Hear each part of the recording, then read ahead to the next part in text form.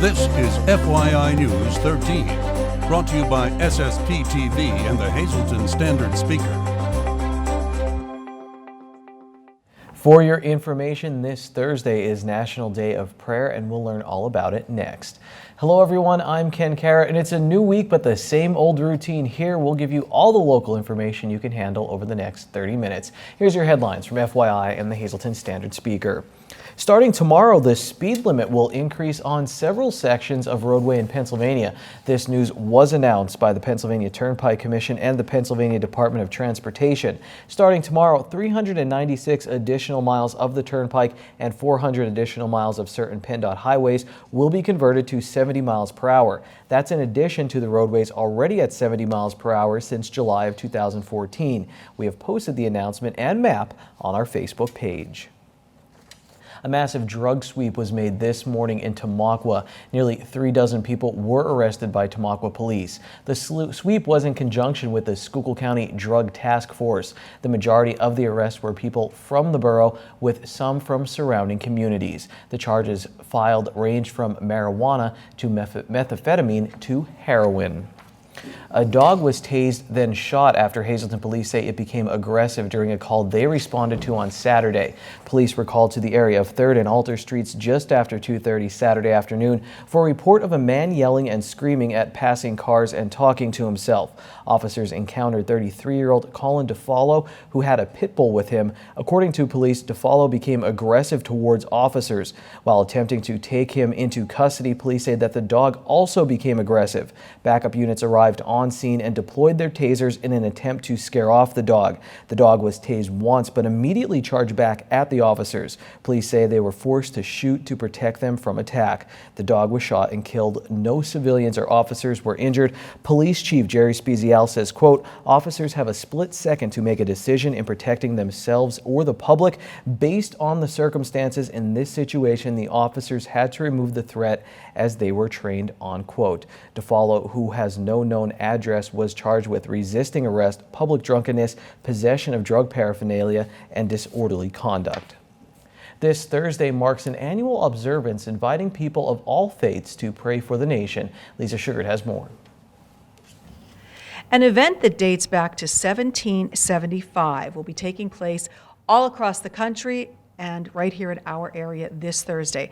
I'm referring to National Day of Prayer, a special event being held this Thursday at 6 o'clock at Victory Bible Church, 2 Main Street in Junedale. Here to talk about it today is the coordinator of the event, Chris Radke. Her husband, also Pastor Ron Radke, will be celebrating that service. Chris, thank you so much for being here. Why is it so important every year for your church to be involved in National Day of Prayer? Well, first of all, thank you for having us, because prayer goes back to the foundation of our founding fathers. We always go to God in prayer when we have a problem, when we have a crisis in our life. Prayer is essential. In this day and age, we need prayer more than ever. We have our country to pray for, our military men and women, our policemen, our firemen who are out there in danger every day of their lives to protect us and to keep our freedom so that I can sit here and talk to you. And so we want to make sure that we celebrate this every day. It has gone back, like you said, to our Continental Convention had asked for a National Day of Prayer, and in 1952, by a joint effort of Congress, it was signed by President Truman, and then in 1988, President Reagan made it a law that it would be the first Thursday of every month of May. So it is so important. All denominations, this is not just for one denomination, all denominations pray. Our Christian friends, our Jewish brothers and sisters, our Muslim brothers and sisters, we are all united to pray and ask God to watch over us, watch over our country, our families. So it is very, very important to us, we feel, to allow people to come, to give us their prayer requests. And things burden people's heart all the time. You have family members, you have husbands, wives, children, drug issues, you have work issues, you have home issues, business issues, and that's a time so that we can unite, ask God to please take over, and help these people through their crisis. And I had said to you before, we see miracle after miracle coming through that, wow, look at God answered that prayer. Now, I have to say he doesn't always answer it sometimes the way I like it, but he always answers it for the best for me. So we're inviting everyone to come out and celebrate National Day of Prayer with us on Thursday at 6 o'clock. If you're a little shy, then we will have a prayer line. The number is 570-218-9612. We encourage you, please send us your prayer request. You don't have to give us your name. I promise we will pray for it. And what we will do during that time, when you call that in, that goes directly to Pastor Ron's email, and he writes them down and prays for them. So trust me, we have hundreds and hundreds and hundreds of people all over the world praying for you. So we encourage you, come on out. The church will be open at 4 o'clock. Services at 6. We are in Junedale, which is when you go to Dr. Haber's, 1 mile down the road from Dr. Haber's, and always refreshments afterward because our church runs on our stomachs. So, and we like to have the good food there. So we encourage you, come on out, send in your prayer request. All right. Well, it's going to be a wonderful event, I'm sure. Again, taking place this Thursday. If you can't be there in person and you need your prayers said for you through this whole group of wonderful people, please send in your requests and they will take care of you. But again, everyone invited, all denominations, come out and celebrate the National Day of Prayer. Thank you, Lisa. We'll see you again very soon. Coming up next on FYI, we have more information on Child Abuse Awareness Month. And in sports, we'll kick off track and field week with the Hazleton Area Cougars.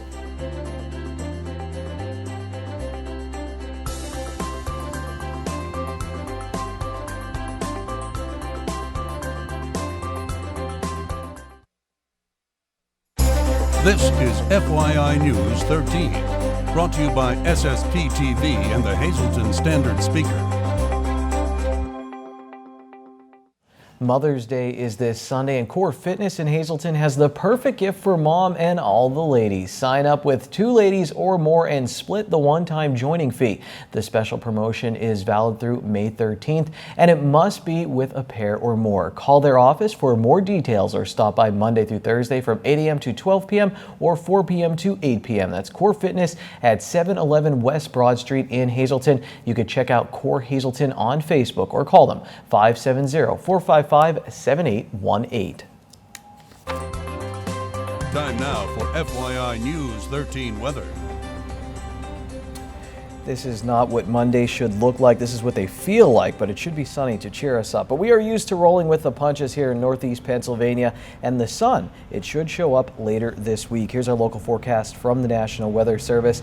Tonight, 60% chance of showers, mainly after 5 a.m., mostly cloudy. Our low will be 48 degrees. On Tuesday, as we continue our work week, 60% chance of showers, mainly before 7 a.m., mostly cloudy day with a high near 58. Tuesday night, we're in the mid-40s, and there's a 20% chance of showers, mostly cloudy night. Wednesday, 60% chance of showers again, mainly after 2 p.m., mostly cloudy, high of 60 degrees. And then on Wednesday night, once again, a 60% chance of showers, mainly before 8 p.m. Our low will be 45 degrees. On Thursday, showers likely, mostly cloudy, high near 57. Thursday night, 50% chance of showers, mostly cloudy, low 44. On Friday, 40% chance of showers, but guess what? Partly sunny with a high near 59 degrees. And then on Friday night, a 30% chance of showers, mostly cloudy with a low 45 degrees. We are pleased to welcome back some more students from Misericordia University in Dallas, Pennsylvania. They are here with strong messages in regard to National Child Abuse Prevention Month. I'm pleased to welcome today William Faust and also Katie Smith. They are both juniors in the social work program at Misericordia University. And you are here to unveil some myths and facts about this really important subject matter. So the way we're going to do this is Katie's going to tell us a statement, and then William is going to tell us whether or not it is truly a myth or a fact. So Katie, I'm going to start with you. Okay. Is this a myth or a fact? Children usually tell people when they're being abused. All right. So is this a myth or a fact? Usually, this is actually a myth. The people that are abusing a child are usually very good at making the child afraid to come out and tell somebody that they're being abused. All right, so a lot of times we don't know that it is happening. Another statement from Katie. All right. So children are very suggestible and can make up stories of abuse. This is also a common myth. In fact, children are no more suggestible than adults. They have the ability to clearly distinguish between fantasy and reality. There's actual research on this subject of leading and suggestive interviews with children, and they find that the children tell the truth and don't make up stories about abuse. So if a child is telling you something about abuse, it's important to believe the child and not dismiss the child. Child abuse does not always involve violence or anger. Nope, this is actually a reality. Abuse does not always involve violence or anger. Actually, it often can involve the adults just simply exploiting their power over the children and using the children as objects for their own gratification rather than respecting their rights as a person. And if often the parents are under a lot of stress, it's important to manage their stress and learn to manage it, and by doing that they can improve their happiness and show the children that stress can be managed, and it'll improve your relationship with you and your child. Parents who abuse their children do not love their children. This is actually another myth. People believe because of the abuse that they don't love their child. Well, that's not true.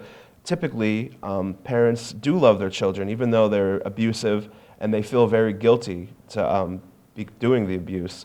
The problem really lies in that the parents are unaware of proper discipline techniques. They don't know how to deal with a child. And this brings up an important point. Once again, I want to reiterate, if you or somebody you know is a parent who has difficulty with taking proper disciplinary action, please call 570-829-1341. And remember, don't be afraid to ask for help. It doesn't mean you're a bad parent. There's always another way to learn proper parenting skills, and this will improve your relationship with your child and prevent child abuse in the future. Very well said. Thank you both for coming in, and we hope that this was some very vital information that will help some people in our audience. Thank you, Lisa. I'm very excited to get to our home of the week this week as I get to say DuPont Zodiac Quartz, but I will read the lottery numbers first. Here's your midday winning Pennsylvania lottery numbers. Pick 2, 6, 6. Pick 3, 205. Pick 4, 6, 225. Pick 5, 27804. And now our home of the week, a luxurious 4-bedroom, 4-bathroom home at 299 Country Club Drive in Eagle Rock Resort. It features a beautiful master suite with whirlpool and walk-in closet, DuPont Zodiac Quartz countertops, and a bar in the kitchen, a sunroom, formal dining room, and more, priced at $399,999. Check out Eagle Rock's Facebook page today, or you can call Paul. We'll be right back with sports.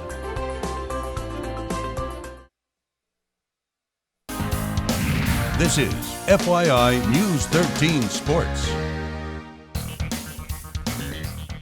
Very often, track and field teams are like all-star teams for a school's athletes. If you go to a meet, you'll definitely notice some big names from other sports.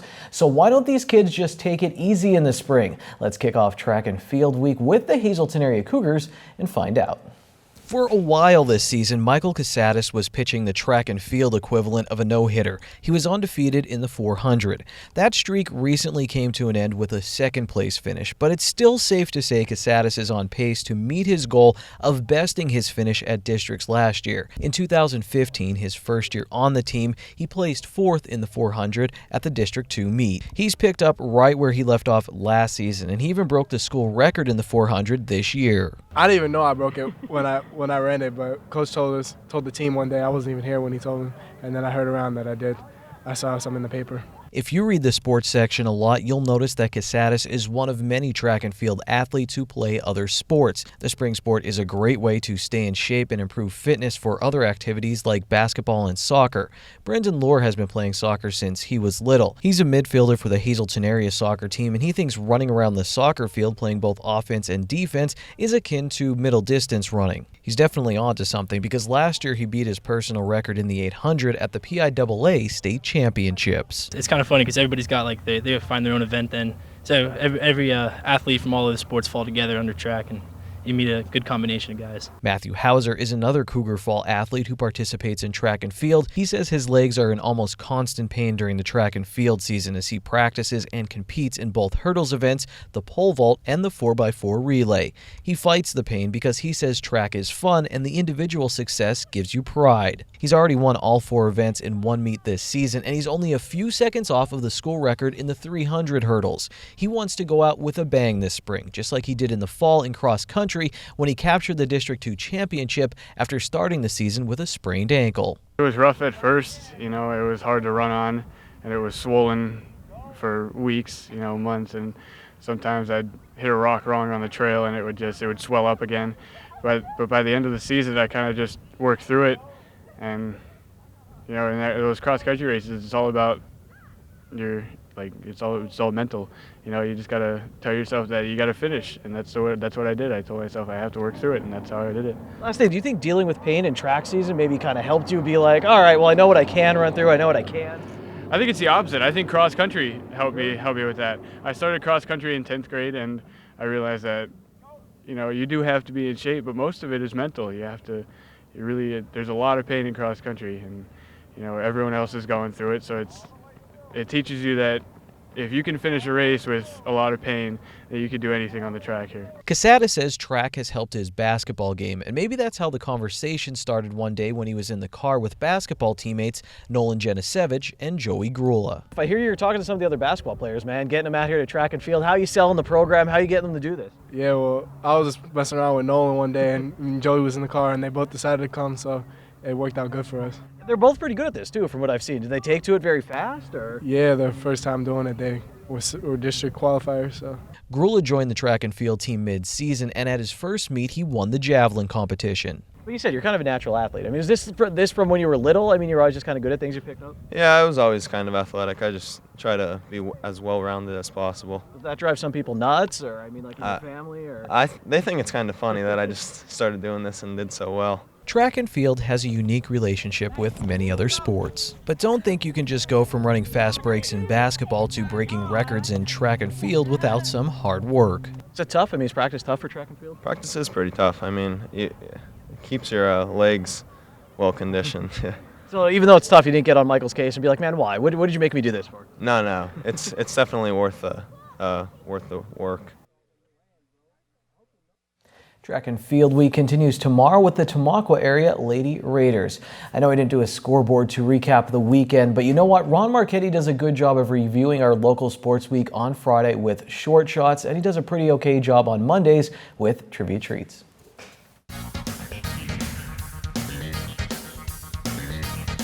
Goodbye, April. Hello, May. Hi, everybody, and welcome to Trivia Treats. On this day, 100 years ago, Philadelphia pitcher Grover Cleveland Alexander pitched his second of 16 shutouts of the season with the win over the Boston Braves.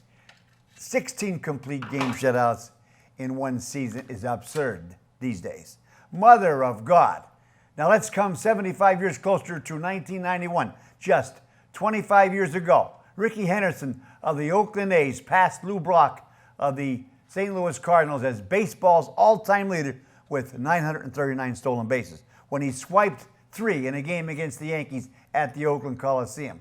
Later in that night, 44-year-old Texas Rangers right-hander Nolan Ryan upstaged Ricky Henderson's base-stealing heroics with his record 7th no-hitter against Toronto in Arlington, Texas. The year again was 1991. He was 44 years old. 35 years ago today, in 1981, after being down 3-1 in this series, Larry Bird led the Boston Celtics to a comeback victory over Dr. J and the 76ers, capturing Game 7. Boston became the 4th team at that time in NBA history to come back from a 3-1 series deficit. Boston 91, Philadelphia 90, Boston Garden, Massachusetts. Moving 10 years closer to 1991, 25 years ago tomorrow, in the first round of the NBA's Eastern Conference playoffs, 34-year-old Larry Bird struck his head hard against the Boston Garden's parquet floor and had to be taken to the locker room just before the end of the half of a decisive Game 5. Bird returned, finishing with 32 dizzying points in a shootout with the Rifleman. And the aging Celtics avoided a second straight first-round exit by defeating Chuck Connors' Persons Indiana Pacers 124-121. And finally, since the Kentucky Derby's on Saturday, 20 years ago, Grindstone nosed out Cavan Ice in a photo finish of a memorable run for the Roses. The victory in the 122nd Kentucky Derby earned trainer D. Wayne Lucas his 6th consecutive Triple Crown race win in 1996. Still Friday, be a good sport and stay loose. Mondays can be rough, but you can end them on a high note. Seafood night at Bottlenecks. Choose from crab, clam, shrimp, and lobster specials, such as their little neck clams in garlic butter, only $1.95 a dozen, or handmade crab cake platter for only $8.95. Good evening, everyone, and here's tonight's Talk of the Town report. First tonight, the Nuremberg Community Players will be presenting Nonsense, a musical comedy by Dan Gogan on May 6th, 7th, and 8th. For tickets or more information, just give them a call, 570-276-6263. Our next announcement, McAdoo Troop 643 will be holding a craft and vendor show Sunday, May 15th from 10 a.m. to 4 p.m. at the former McAdoo Catholic School.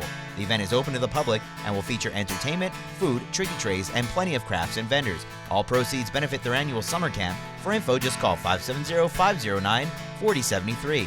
And finally, the Simon Kramer Theater Actors Guild of Schuylkill County is presenting Willy Wonka Jr. from May 13th through 15th. The theater is located on Alliance Street in New Philadelphia. Tickets are available online at agosc.org or by calling 570-617-2720.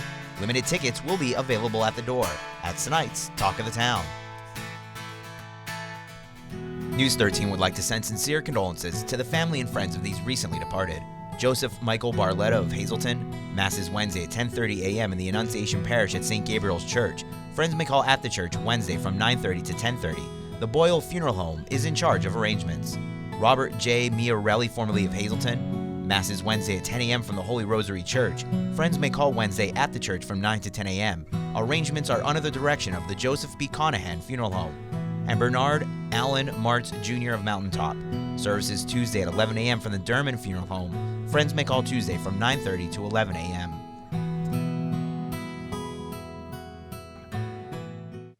Attention pay-per-view subscribers, if you see your name right now on News 13, you'll have 13 minutes to call in and win a free movie from Service Electric Cablevision. Our winner tonight is Christopher Conroy of Shenandoah. Christopher, if you're watching, give us a call, 570-455-7267, extension 104.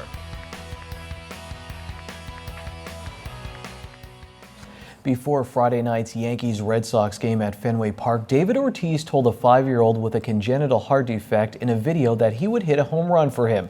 Big Papi delivered in a big way, hitting a bomb in the 8th inning that gave the Sox the victory. After the game, the child thanked him in a very cute video. On the other side of the field, Anthony Rodriguez promised a young fan who just lost his father his bat if he hit a home run. A-Rod went yard in the 2nd inning and the fan got his bat. Some of this information comes from Newsday.com. Sox and the Yankees will meet on Friday in round 2 of the rivalry this season in the Bronx. I can't wait, but we do have to get through the rest of the week. We'll do it again tomorrow here on FYI on Tuesday. Take it easy, everyone.